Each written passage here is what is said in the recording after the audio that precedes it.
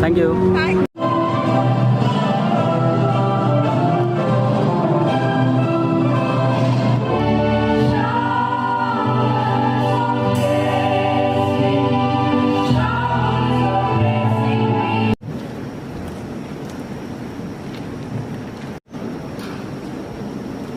Good evening to all. Progress, advancement, and advice.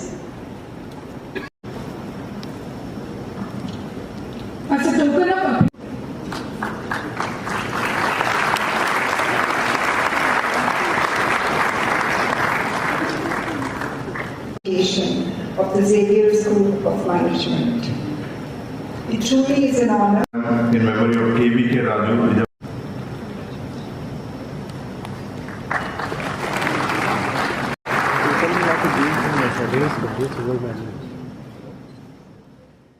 Very special day in your lives. Graduation day is a very special day. It might happen once, it might happen twice, it might happen 4 times, but each time I think it's absolutely special.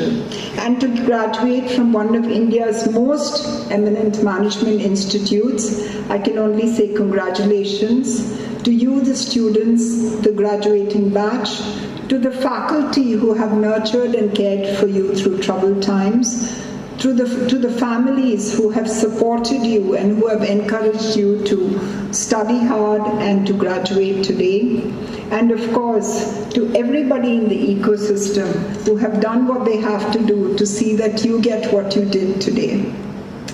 I have been asked to speak to you on the topic of agility to build socially relevant and sustainable organizations.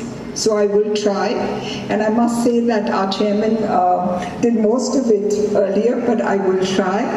And I will talk to you about some of the lessons learned, experiences in agility, resilience, and the social relevance of business, because that is really why we're all here today. Institutions and organizations have come to being because of a dire need in society.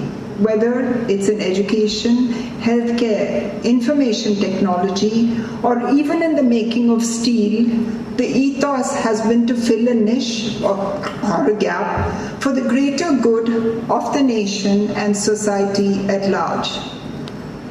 The word agility, even 10 years ago, was a quality which denoted flexibility and speed, and the capacity to act fast. It did not say much about thinking fast, even 10 years ago. But today, agility is a mantra which all institutions and corporations use. Not because it's fashionable, but because it's vital.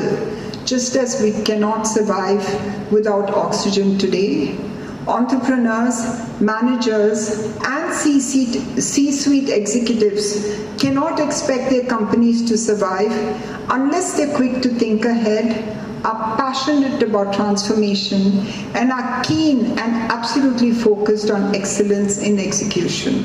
Even before the pandemic, there's been a lot of discussion about how can we support the more vulnerable sections of society, and the concept of a universal basic income and things like that had been discussed.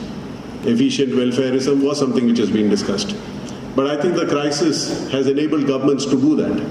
And while some of it may go away once things become normal, but I think governments have also recalibrated their own duties to citizens. And using technology, again, they've seen that they can deliver a lot of amenities and basic facilities to vast cross-sections of populations across the nation, of course, in India and across the world. The last 2 years has also reminded us of the disruptive role we play in the ecosystem of the planet. Climate change was something which was seen as for the elite to be discussed in conferences across the world.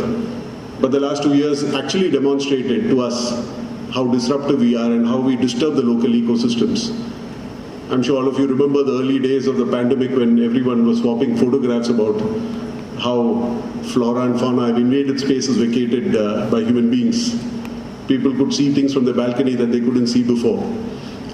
So that in some sense reminded us that there is a role we can play. There is a positive role we can play to offset all the negative impact that we've had with the development that we've had.